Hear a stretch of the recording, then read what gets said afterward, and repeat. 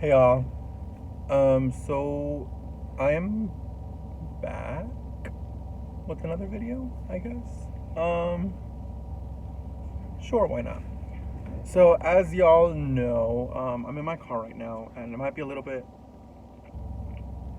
like a mukbang too, but I think I wanna keep you updated on what's been going on, basically with my diagnosis, my cancer.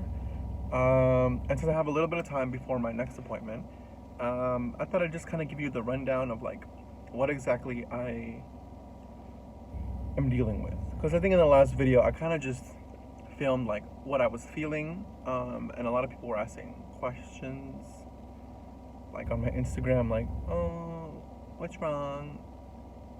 If you need anything, DM me. Like, I'm here for you. Um, which I fully appreciate. Thank you very much. I'm not making fun of it, but so basically, I guess I'll just get right into it. I was diagnosed with testicular cancer in June. Nope, July. No, it was June. Sorry, yeah, it was mid June when I was diagnosed. And I was diagnosed after having my surgery. And I'll get into that surgery stuff probably in another video, just because it's an even longer story. And I don't have too much time today, but mhm. Mukbang. When you hear cancer, you're just like it hits you like it's crazy. Like I thought like, oh, that's it, I'm dead. Um, and it doesn't matter that like even though the doctor was, it didn't matter that the doctor was like, the cure rate for your type of cancer is 99% cured. I was like, well, that's it. I'm the 1%. I'm dying. Um, it doesn't help. Like, it's just like you can't fathom it. You can't process it really well. And that was like right during the like, not height, but like we were still like in this limbo. We're still in the limbo period, but we're like even more limbo of COVID. So right after being diagnosed and having my surgery, I got a CT scan, and they did a full body scan, and they didn't find anything. Well, that's not true. They found something, but it was insignificant. So they were like, we're gonna refer you to the oncologist. They probably won't take any further action. This, that, and the other, and I was like, okay. I wasn't able to see an oncologist, the cancer doctor, until late August. COVID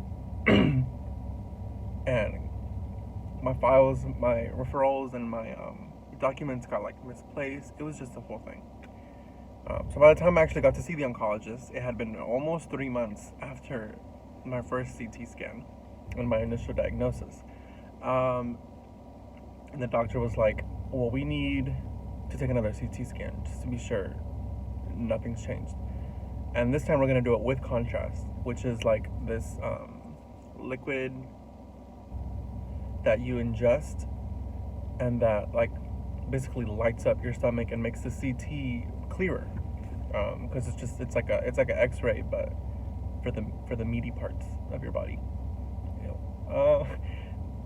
So anyways, that happened, and then that little thing that they found that was insignificant was now significant. It was a lymph node that had shown growth in my retroperitoneum, which is the wall that is between my spinal cord and my stomach. Imagine it. They said the first time it was about like that big, right? And then the second time when they showed up with contrast, it had grown to like that.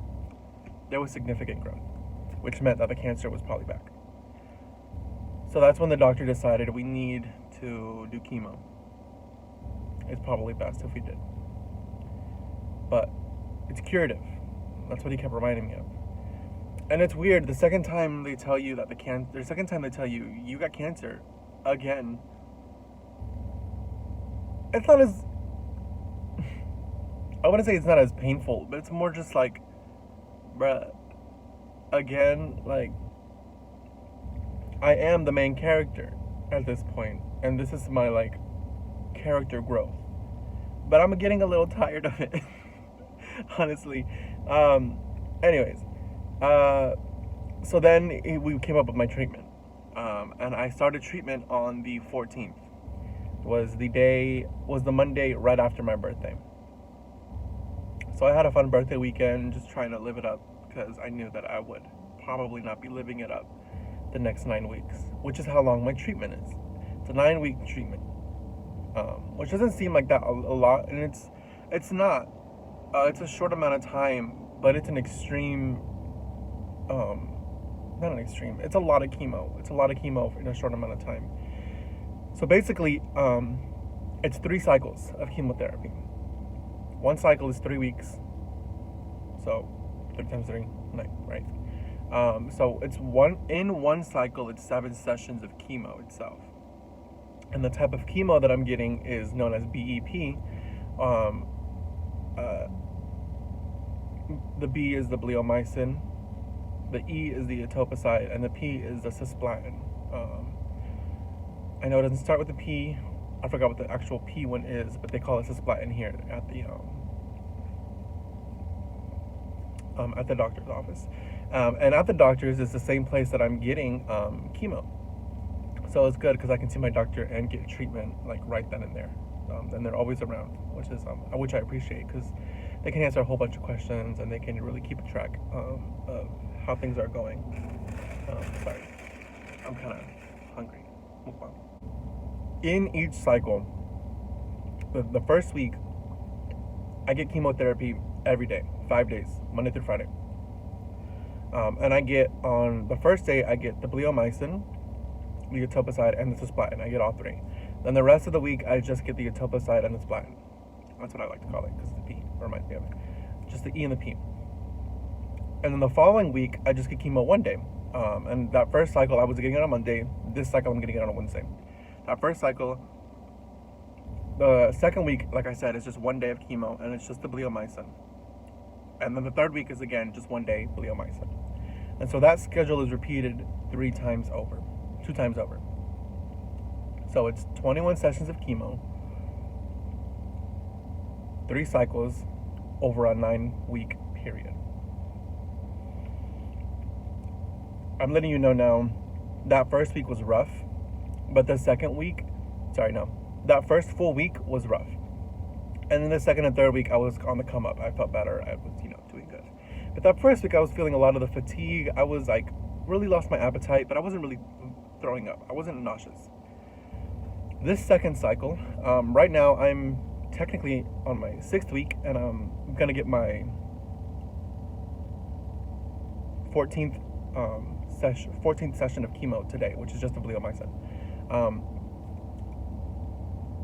So that second week, and I would start a video, caution, this next couple seconds is literally the sounds of throw up. So if you don't like that sound, then I would just skip ahead a little bit.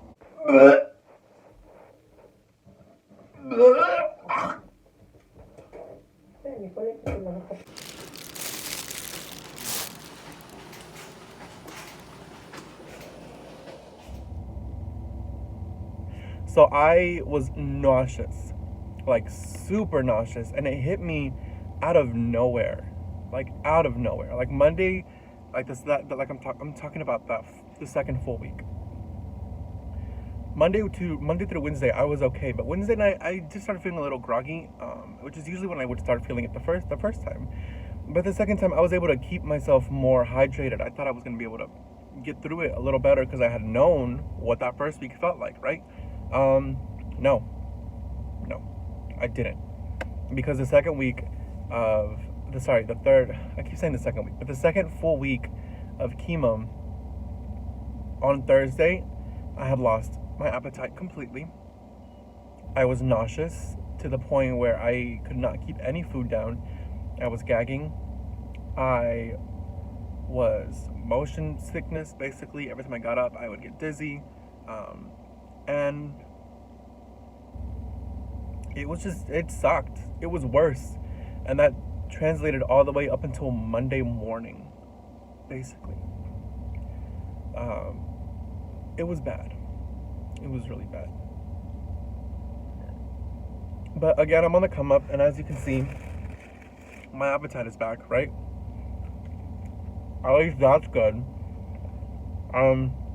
That's pretty much it. On how, like, that's what my treatment is. That's how it's going. I have experienced other symptoms, like the nausea, right? It's pretty bad.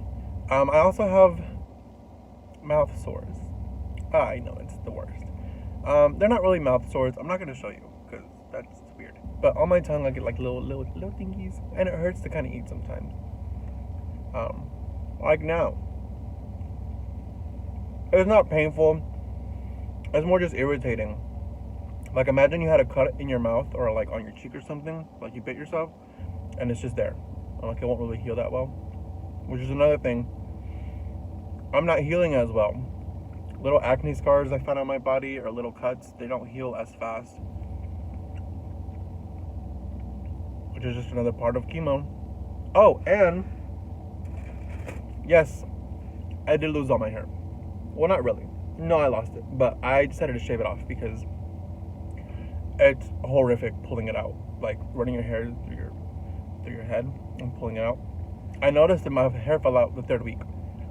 On a Sunday, I decided to just shave it off that night. And then even now, I'll still find little hairs, just like falling out everywhere. But that's pretty much it. I don't want to make this video too long. It's already like 13-14 minutes. So I'll keep y'all more updated. I also have a couple other stuff planned. Not really, but it's in my mind. Like, I want to do it. Check out my Instagram page, bodyart_by_flow, because the day after I post this video, I guess, you'll see. I've got a pretty big week planned for Halloween week, which unfortunately is my third and last full week of chemo. Well, it's unfortunately, bittersweet. So I will be setting my Halloween probably on my bed, sadly. But hey, that's 2020, right?